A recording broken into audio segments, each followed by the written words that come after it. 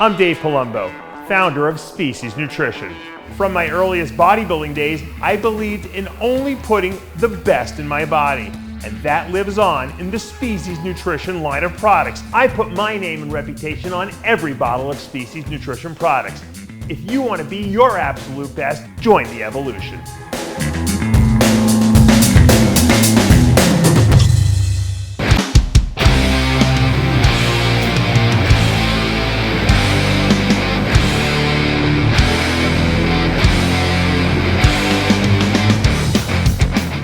Welcome back to Live With, brought to you by Species Nutrition. I'm Dave Palumbo, and today's guest is our NPC USA Men's Overall Champion, Chris Robinson. Welcome to the show. Thank you, sir. I appreciate it. It's an honor. Thank you. I appreciate it. And new IFBB Pro. We got to throw that in there, too. Yes, sir. Unbelievable, Means the world to me. You know, what drove me crazy when I heard this was you've only been competing for like 3 years. Yes, sir. That's it. Unbelievable. You got to give us the story. I know you played football most of your life. How did you get involved in bodybuilding? I played football University of Washington. Coach Sarkisian was actually my coach. Mm-hmm. Unfortunately, I didn't get to finish my collegiate football career. I blew up my knee about my junior year. Even when I played football, I was always that guy in the weight room doing extra stuff. So I figured, why not take it seriously and see what I could do with it competing. So you always liked the whole idea of bodybuilding and working out right from the beginning. 100%. Even when I played football, I was that D tackle that was always in shape. Yeah.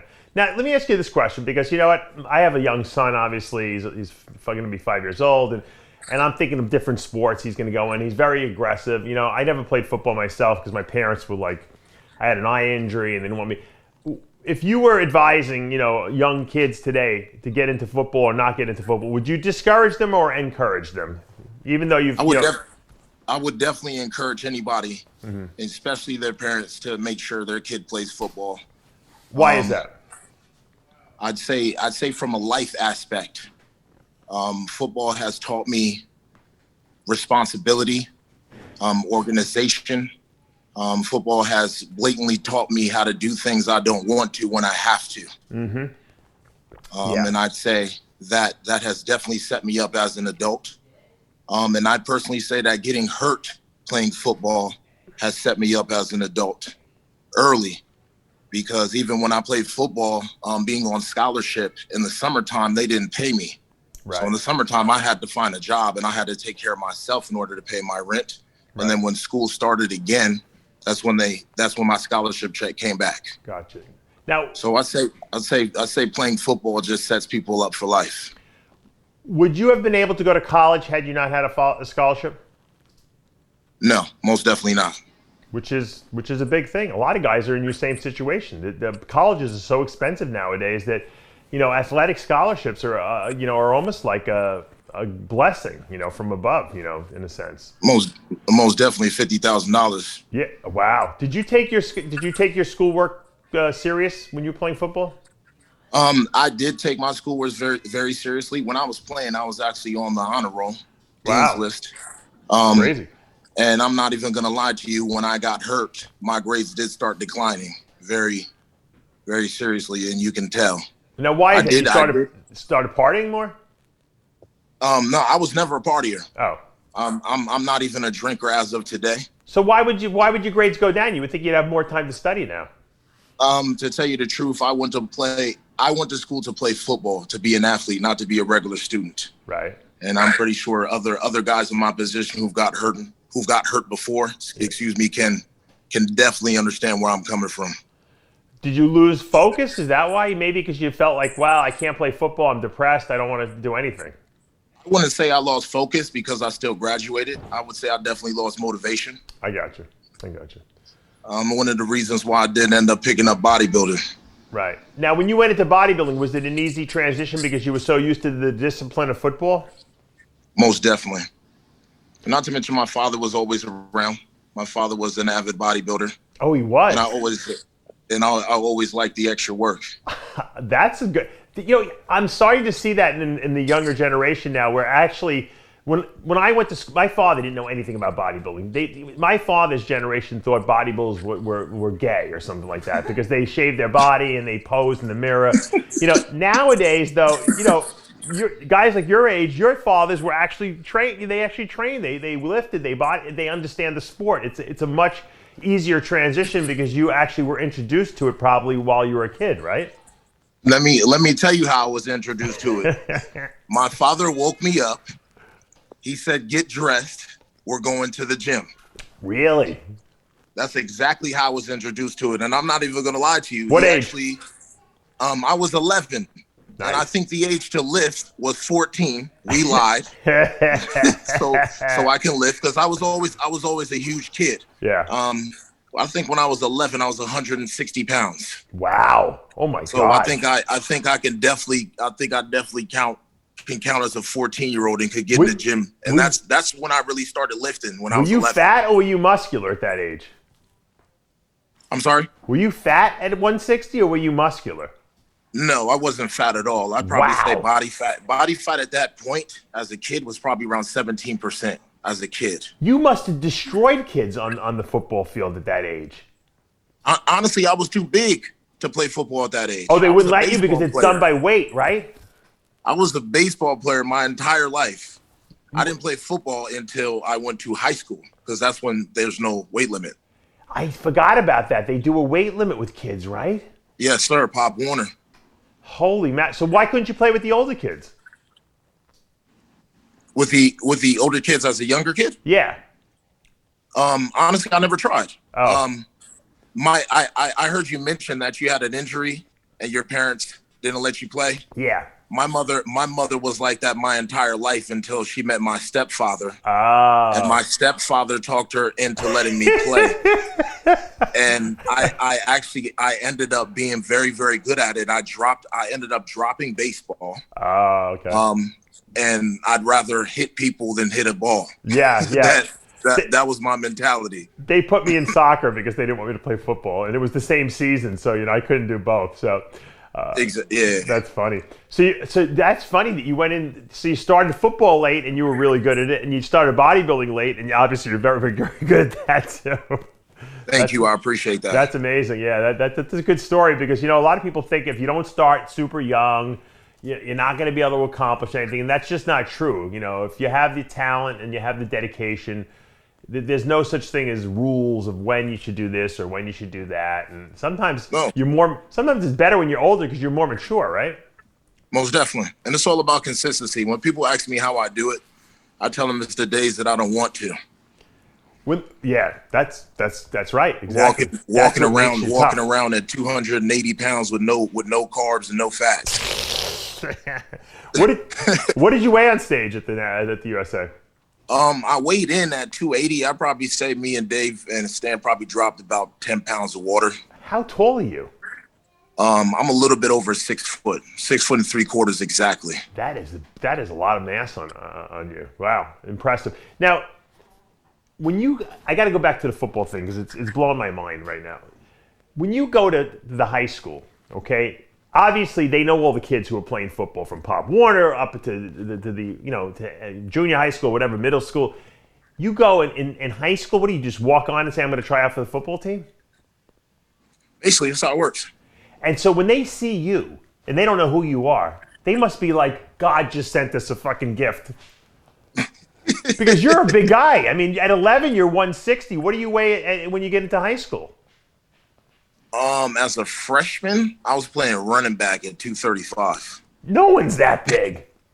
There's no 16-year-old kids that big, 15-year-old kids that big. They must have lost their mind, the coaches. I really was. I was playing nose guard and running back. Were you just running over people? You must have just been flattening people. That's exactly what I was doing. I didn't know how to hold the ball. I didn't have any skill in that direction. I was just told to run. Like Forrest Gump, run, Forrest, run. That's it. Exactly, just run. Were you fast too? I was decent. Yeah. I'll say baseball, I played center field my whole life. Oh, so you had to have some when I got to college, When I got to college, I was playing D tackle, probably about 285, 290. I probably ran about a 485. Oh my God, you must have been brutal against those defenders. I was actually starting when I got hurt. That sucks. Do you think, be honest, because I mean, at this point, you're just looking back. If you didn't get hurt, you think you could have made it to the NFL? 100%. Yeah, it sounds like it. I mean, you would have been one of the biggest running backs that they had up in there. 6 foot, 280. Come on. I played defensive line in college, and there's only a small percentage of people that make it in the NFL. Oh, right. You played defensive line, right? Defensive tackle. Sorry. Yeah. I'm sorry. I screwed that up. But were you tall enough to be in the NFL? If you look at Aaron Donald's is just a little over 6 foot. He's dominating. He's not even that big. Aaron Donald's probably about 290. That's true. If that. That's true. I was definitely one of the shortest guys on the football team, though. I'm not gonna lie to you. Was that a tough thing to go from running back in high school to going to defensive tackle in college? Running back freshman year was just a game. Oh, okay, all right. Just to get acquainted. I'd say my true position was always the D tackle position. You like to sack the quarterback, in other words, yeah. 100%. And I'm sure there's a lot of quarterbacks out there that remember getting hit by you, and they never forgot it, probably. All right, let's transition to bodybuilding. So you decide you're going to be a bodybuilder. You do a show. What was it, in 2017? Was your first show? Yes, sir. Okay, and you win the overall. Is that what happened? Actually, I didn't win the overall. Oh. I won my class, but I did not win overall. Steven Kruckenberg actually beat me that show. Oh, wow. That's the first time I met him. That's funny. And me and him actually worked with Dave together. Dave Kalick, you're talking about, as your coach. So yes. So you guys started working together. Okay. Yes, sir. And when you do that first show, did you get like bitten by the bug? Did you know this is what I want to do now? Is that 100? Yeah, 100%. 100%. It's like when you get on stage, you forget about all the diet phase stuff. You forget about the treadmill or Stairmaster stuff. It's it's still surreal for me. I'm still getting goosebumps. What's a bigger high, sacking a quarterback or getting your hand raised up as the USA champion? I'm definitely getting the hand raised, man.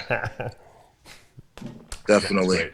Did you think you were going to win the USA going into the show? Obviously, because I think you had placed third at the Amateur Olympia once, but you weren't one of the names that I'm sure people were looking for. I think you kind of came out of nowhere in the sense that people weren't really expecting to see what they saw from you. Did you know that you were going to go there and win that show? I'd say that me, Dave, and Stan were confident going in there. Yeah. Stan McQuay does your training and your posing, right, with you? Yes, okay. Most definitely. And Dave does all the diet phase stuff. Right. Yeah, he told me. And I'd say we all were confident going to the show. To answer your question, yes. Okay. Now, I don't even know what the other guys weighed in the super heavies. You had to be one of the biggest guys up there, though, because I mean. Actually, Crowley was the biggest guy. Crowley weighed in about 308, I believe. Was he that? How tall is he? Crowley's about 6'4", I believe. Oh, I didn't realize that. You're right. He is pretty tall. Yeah, I didn't realize that. Yeah, he's a big guy. Yeah, but I think height for weight, you're probably proportionally the biggest guy probably up there, just because of your, you're only 6 foot, and you're 280. There's not many guys that compete over 280 pounds, In the pros, there isn't that many guys. There's Ramy, and maybe one other guy, Ruley maybe, but that's pretty damn big. So do you feel comfortable and confident now coming off the USA win to be able to go into the pro ranks and make a statement from day one? 100%. And if you ask me what our plan is about, I think Cal Pro is about 16 months, 15 months from now. So that's the plan. And going into that, yes, we do feel confident. This coming year, you're doing the Cal. Yeah. 2021. Yes, sir. Well, that's a good strategy. Now, obviously, when you look at yourself and you assess your overall look at the USA, what would you say were things that you want to work on and improve over this next, couple months? Most definitely the hammies can be dug in a lot more. Mm-hmm. Hammy tie-ins. Now, you told me that you had over six surgeries on your knee or something like that. Do you have any problems training your legs because of the injuries to your knee? I would say that I stay away from free bar squats. Okay. I do get in the hack squat a lot more because I do have the support of the machine on my back. Right. And not only that, I feel like locked in that position, I feel like I have more control. Gotcha. And I feel like I get a better pump overall in the quads. Yeah, well, sometimes you got to work around your injuries. Luckily for you, it doesn't seem to have detracted from your leg development at all, because you got pretty good legs. I appreciate that. Because there's days, especially when it's cold, my knee does bother me. Yeah. You'll probably need a knee replacement in 20 years, but who cares about that right now, right? Exactly. That's how I felt about my shoulders. I'm like, yeah, I'll need shoulder replacements when I'm 50. Yeah, which I did. Let's just ride it out. That's right. You got to be the best you could be now. It's lay it on the line. Well, you know what? I want to give you a big congratulations to you and Stan and Dave. You put together a great overall look. You won the USA. You're Mr. USA, and hey, that's a title no one can take away from you. Flex Wheeler's got that title. Chris Cormier's got that title. Mike Monterazzo had that title. So you're up there in rarefied air for sure. Thank you, man. It's been an honor. I'd like to thank Muscle Contest, Tarek, everybody who's put in effort for me, man. It's big. It's huge. I was emotional when I won. I'm still emotional now. Yeah. Someone told me that you were crying on stage. Were you? I did. I actually lost my job due to COVID, man. Oh shit! What were you working? And I actually got on the phone with Stan and Dave, and I tried to opt out. Wow! Really? And they didn't let me. Where were you working? I was working at Enterprise. Mm-hmm. I had left Enterprise. I'm a sales guy. Okay. Working at Enterprise, I left Enterprise and actually got hired at Tesla to sell solar wall. Yes, sir. Unfortunately, never got to start. When the pandemic hit, they hired about 20 people and they let go of everybody. That had to be a blow. Yeah. It was. I got on the phone. I called Stan and Dave. I was like, man, I don't know if I can do this. I'm not in the right mindset. Right. They had my back the entire time, even with the show changes. And I just like to give a big shout out to Stan and Dave. I also like to give a big shout out to Ron Gordon. Ron Gordon is a personal friend of mine, and he has helped me out numerous times throughout my prep, through texts, through calls. So I'd just like to give a big shout out to my guy right there, man. When you lose your job, after COVID, how do you support yourself? What are you doing for money now? I got on unemployment. Oh, okay. All right. So the government's supporting. Yeah. Yeah, man. Stupid COVID restrictions. You guys are terrible there in California too. But you're in Vegas, right? You're in Vegas. Vegas is even worse. Vegas is worse. I got news for you. It's horrible. But that just goes to show that everybody that competed. Right. I'd like to say, especially all the winners and everybody that got to USAs, they didn't let COVID 2020 hold them down. Now, let me ask you this question, because obviously you're the USA champion, but that doesn't mean anything. Because if you don't take that title and do something with it, it's meaningless in the sense that you have now an ability to make money. People know who you are now, obviously. I'm sure there'll be contracts possibly on the table. Are you representing any companies at this point? Are you looking? None. All right. None, not as right now. Okay. Not right now, no. And am I looking? Yes. Okay. Absolutely, that's great. Now, obviously, you are a salesman, so that's good. So, guys, if I'm looking to hire someone, I'd love to hire someone who's a good salesman, because obviously that's going to help sell products, And so, what's the game plan? Have you set down a game plan in terms of your marketing strategy of how you're going to market yourself now that you have a title and people actually, want to follow you? Are you doing a YouTube channel? Anything that people can go and follow you aside from the Instagram that we can plug here? I was just talking about that with a personal friend before I got on the line with you. Right. I think now is actually a perfect time to take advantage of that. I do online coaching as of now. Okay. But I do think it's time to step it up and make a platform for that. Absolutely. I need to have a place where people can go and without personally getting to me. Like, for example, just get on the Instagram and press a button, and then my coaching platform is there. Yeah, and you gotta get a YouTube channel going, man. Just do Most some definitely. training I need stuff, to get on that as lifestyle well. stuff. People love that, you know. You Most got a definitely. good story too. Yes, sir.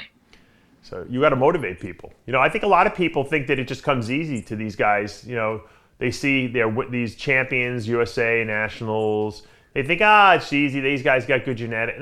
You know what? You can't had to overcome a lot of obstacles here to get to where you're at. Even though you did it in a short period of time, you know, you still had to endure that. You could have quit a million times along the way, especially with COVID, and I'm sure the show got delayed, 3 or 4 times already. So you stuck it out, and that's what you got to do. You can't quit. I tell this to people all the time. If you want to be successful in life, just don't quit. Yes, sir. And to go back in our earlier conversation about football, I'd say that football has helped me with that. Yeah. From being a kid till now, teaching me not how to not quit and keep on going. And if people think that you're not going to get hurt, okay, you're nuts. Because you know what? The worst part of, I didn't play football, I played other sports, but the worst part in sports and the worst part in bodybuilding, which is a sport, is getting hurt. Because now you're sitting home thinking about all the time you're losing, not being able to train, not being able to improve, going backwards. You can get into a really bad mental funk if you don't keep yourself in a positive state. We call that sitting in the tub. You're right. Nobody wants to sit in the tub as a college football player, man, because the coaches start to forget about you. Right, but it's true. It happens. Very few people get through a whole season without getting hurt. You know, it happens. Everyone gets hurt, and you got to be able to mentally be tough and have a game plan to try to get through it. You know. Yes, sir. Most definitely.